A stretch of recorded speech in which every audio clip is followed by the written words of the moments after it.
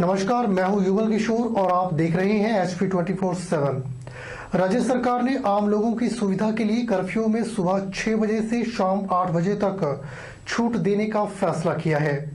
मुख्यमंत्री जयराम ठाकुर ने शिमला से सभी उपायुक्तों, पुलिस अधीक्षकों और राज्य के मुख्य चिकित्साधिकारियों के साथ कोरोना वायरस के मद्देनजर वीडियो कॉन्फ्रेंस की अध्यक्षता करते हुए यह खुलासा किया।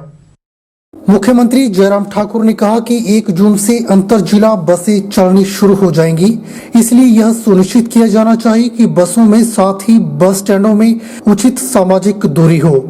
उन्होंने कहा कि जिलाधिकारी और पुलिस अधीक्षक सभी बस स्टैंडों पर भीड़ प्रबंधन और कानून व्यवस्था बनाए रखने के लिए पर्याप्त पुलिस बल उपलब्ध करवाएंगे। उन्होंने कहा कि बसों को 60% से अधिक नहीं रखा जाएगा और ड्राइवर, कंडक्टर और यात्री स्वास्थ्य विभाग की सभी सुरक्षा प्रोटोकॉल का पालन करेंगे।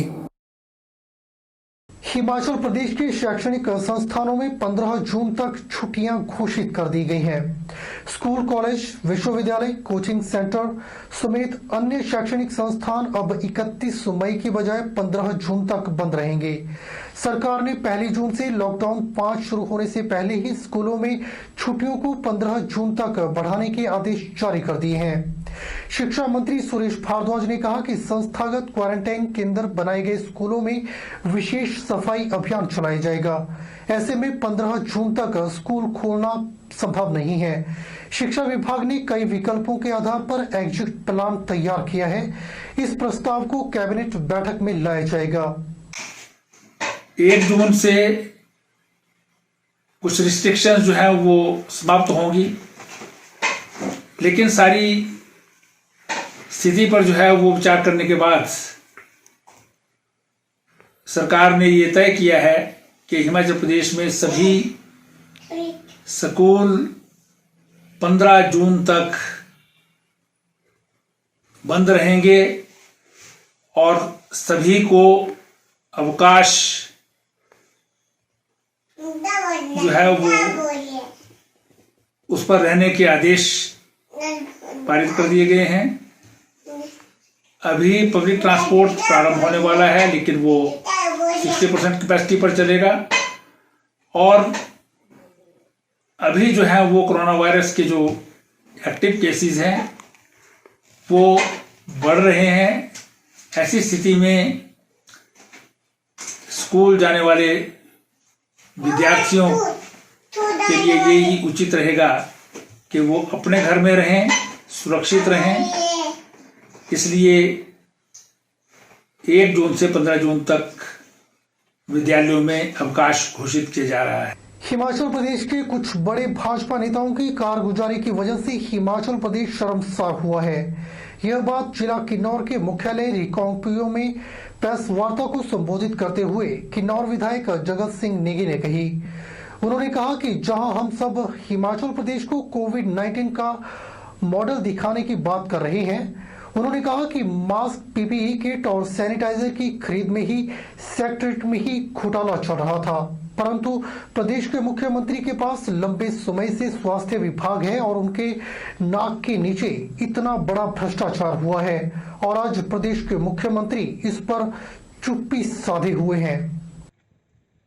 स्वास्थ्य विभाग में जो भ्रष्टाचार हुआ है उससे हम सभी हिमाचलियों का जो है जहां सर शर्म से झुक रहा है, वहीं पे हमारा इस कोविड-19 की लड़ाई में भी जो है मनोबल गिर रहा है, क्योंकि बहुत लंबे अरसे से शुरू से ही ये बात पब्लिक डोमेन में था कि ये जो मास्क, पीपीई किट्स, सैनिटाइजर्स, इसकी खरीद में जो है सेक्रेटरीट में ही घोटाला शुरू हुआ था।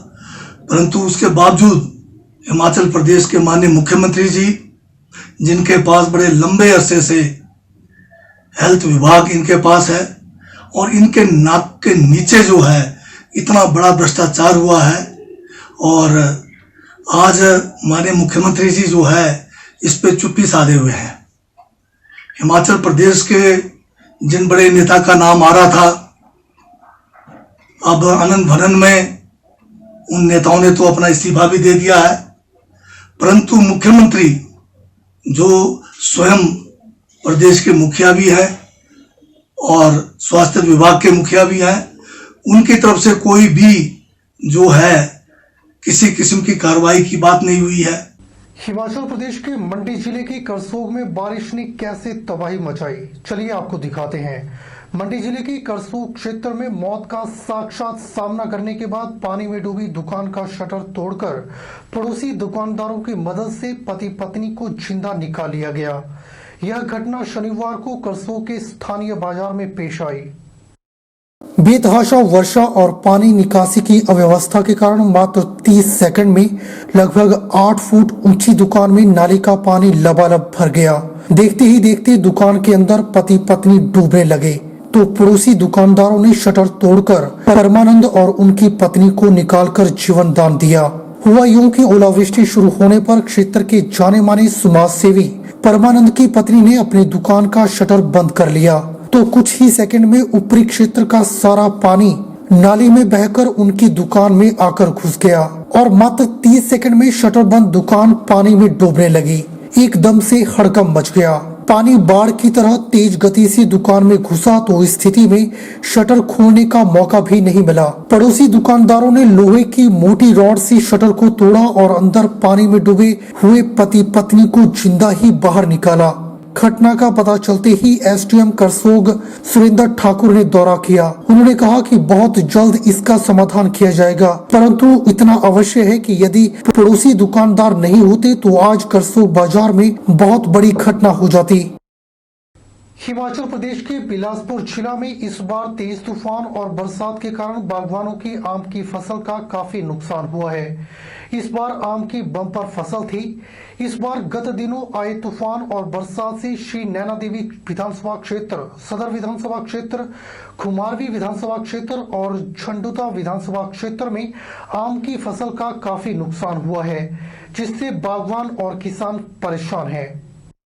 विभागीय आंकड़ों के मुताबिक एक उपमंडल में लगभग 1500 से 1600 मीट्रिक टन उत्पादन होने की उम्मीद थी, लेकिन तेज तूफान और बरसात के कारण आम की फसल का लगभग 35% नुकसान हुआ है, जिससे अब उत्पादन में काफी कमी आएगी। अब आम की 1050 के करीब मीट्रिक टन उत्पादन होने की उम्मीद है।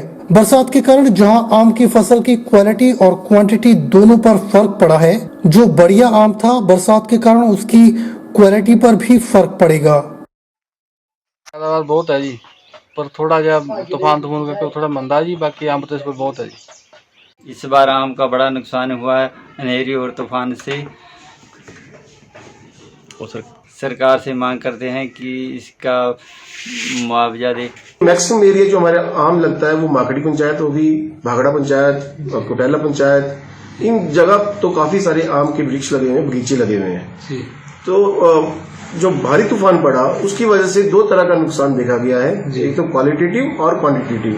क्वालिटेटिव का मतलब है कि आम की जो क्वालिटी है, क्वालिटी फ्रूट है, वो खराब हो गया है, और जो फ्रूट इस बार हमने देखा था कि बड़ा अच्छा फ्रूट है और उसका साइज भी अच्छा जाने वाला है, उसमें उसकी क्वालिटी में फर्क पड़ेगा। और दूसरा क्वांटिटेटिव जो है कि उसकी क्वालिटी कम, क्योंकि फूल आधा झड़ गया है, आधा फल झड़ गया है, जिसकी वजह से उसकी क्वांटिटी भी कम रहेगी। जो हमारी अनुमानित प्रोडक्शन थी इस बार, हमने 1500 से 1600 मीट्रिक टन के करीब लगाई थी, लेकिन लगभग अभी तक 35% के करीब हमारा जो है नुकसान आंका गया है, और ये प्रोडक्शन जो है अब गिरकर 1050 मीट्रिक टन के करीब आ गई है। Himachal Pradesh state conductor union की बिलासपुर इकाई ने शनिवार को कोविड-19 के मद्देनजर सुझावों को लेकर क्षेत्रीय प्रबंधक को ज्ञापन सौंपा। इस अवसर पर यूनियन के प्रधान राकेश कुमार और अन्य पदाधिकारियों ने एचआरटीसी प्रबंधन से मांग करते हुए कहा कि कोविड-19 कोरोना वायरस से सुरक्षा को लेकर बसों में चालक व परिचालक के लिए अलग कैबिन बने और 2 व 3 नंबर के बाद ही सवारियां बिठाने के निर्देश दिए जाएं। उन्होंने कहा कि ड्यूटी पर जाने वाले चालकों व परिचालकों के लिए अलग से मास्क, सैनिटाइजर व बसों को सैनिटाइज करने की उचित सुरक्षा व्यवस्था प्रबंध किया जाए। हमने मांगे रखी है कि जो 1 तारीख से बसें चलानी है, और पहले भी हमारी गाड़ियाँ गई, कालका गई और जगह फूल गई, कई जगह गई हमारी गाड़ियाँ, उनमें कैबिन नहीं थे। और आज हमने इनको मांग रखी कि जो रस्सी बांधी है इनको खोल दो बाकी, और इस कैबिन बनाया जाए, इसकी व्यवस्था की जाए, क्योंकि हमारा स्टाफ स्वस्थ रहे। और सवारी अपने आप टिकट ले आकर के कैबिन के अंदर कैबिन से टिकट ले। बाकी हमने एक डिमांड और रखी कि स्वास्थ्य विभाग जो डॉक्टर देखो अपना स्टाफ है, पर बस स्टैंड पे जो भी चेकअप होंगे वो बस स्टैंड में प्रबंध किया जाए। बुलेटिन में फिलहाल वक्त हो चला है एक छोटे से ब्रेक का। ब्रेक के बाद तुरंत हाजिर होते हैं।